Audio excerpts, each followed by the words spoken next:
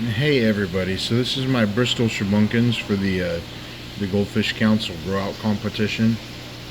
I got 8 goldfish from Gary Hayter, and I'd grown them out in a top view tote for the longest time, and I've moved them over here to this 75 gallon, and I'm just going to show you guys a little progress and a little bit about this tank. So this tank it's a 75 set up with a sump.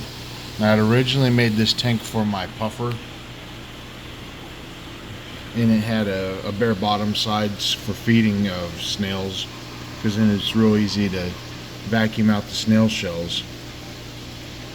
But now I got these goldfish in here, no puffer, and they all turned out very nice looking.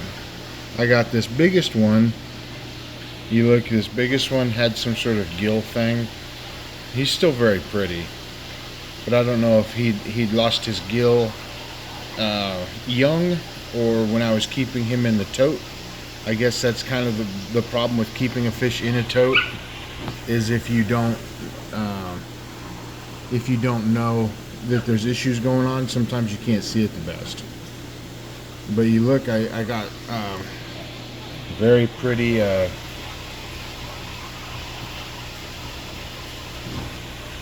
this one's very pretty, very fat.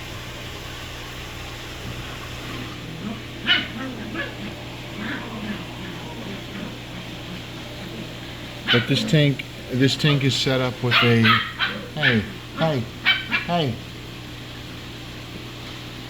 This tank's set up with a 40-gallon sump, and the water comes up here, and I got anti-siphon because it's open, and it fills pretty evenly, flows across pretty evenly across the tank. And then this pickup pretty close to the bottom, but not all the way to the bottom. I put this food in, and it'll all stay there until it gets eaten. There's not enough velocity going through these holes to pick that food out. Hey.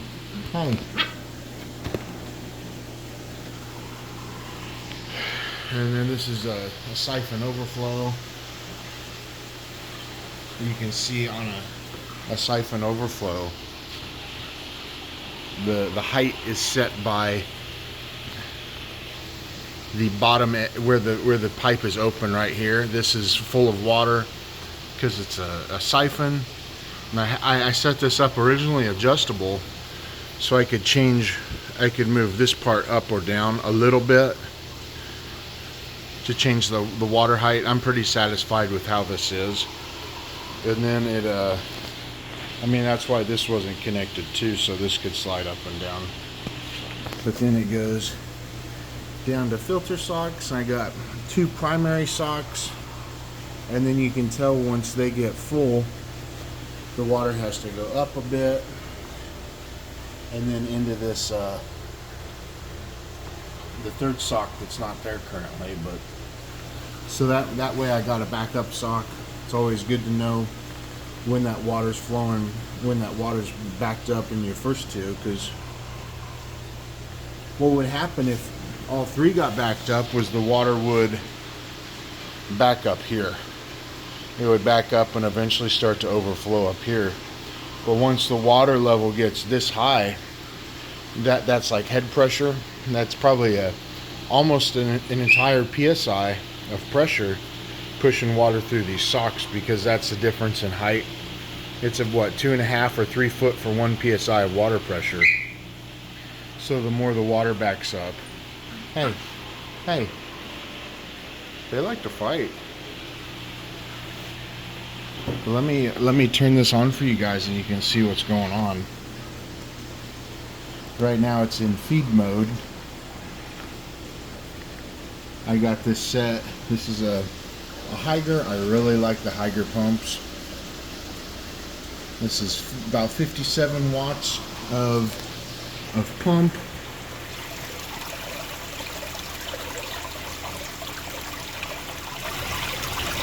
And you can see I did bigger holes right in the middle, smaller holes on the outside. I don't know if you can see it, but there's some holes on the bottom. And The coolest thing about this system is that, all right, look over here. You see how this food's not getting picked up. And that's a really good feature of this. Because then I can throw food in the morning, and the fish can come through and graze all day on this food. And something you notice is that there's really not any poop. Maybe a little bit back here underneath that little cave, but not any, no poop gets stored. It all gets brought down to those filter socks, and once the water level comes back up, you can tell it's getting up there. But once the water level comes up, well, this duckweed I got on the top is less agitated. You see this, if that hits that duckweed, it's going to knock it down. But once the water level gets up above those pipes, hey, stop. But once that water level gets up above the pipes, you don't get as much of that extreme ripple. And then that duckweed stays put pretty well, and that's also good for the goldfish to graze on. And then if you look, I also have a float valve put in. This is kind of strange. I wasn't impressed with the flow rate of this flow valve originally, so I drilled the hole out, the orifice hole for the water, and it ended up being too big of a hole, and the flotation of this original part on here wasn't enough to stop the flow, so I had to zip tie a couple ping pong balls onto that and give it a little extra flotation. And then let me show you what I got. I got this this line that it drains to my sink. So this is pretty cool. It comes over here, and if I want to do a water change, well, I just crack that valve open and it drains to my sink. And then, like, if I want to add water quickly, you'll notice since that valve's shut, well, now I can add water from the water system, and it'll, like, yeah, it'll flow back into the tank. But I don't need to do that too much because I got that float valve. But that's a little overview on this system. I'm very happy with this, with how this tank turned out. I'd spent a lot of different renditions of plumbing trying to get this tank right, and this is a very good setup for very large fish, or you know, messy eaters. I could do live feedings in a system like this. And then if you look, I don't know if you can see it, but I got lava rock.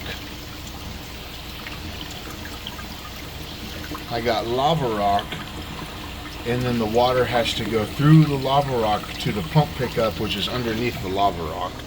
I don't know how well you can see that. I got it up on one of those little plastic egg crate or whatever they call it, those light covers.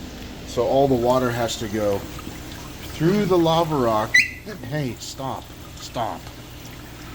Underneath the lava rock before it'll go to the pump. So that's a pretty cool design. All right, everybody. Well, thanks for checking in. It looks like I gotta replace this little board I got set up for the float valve. It's getting pretty gross, but it's been 2 or 3 years now. Thanks for stopping by today. Bye.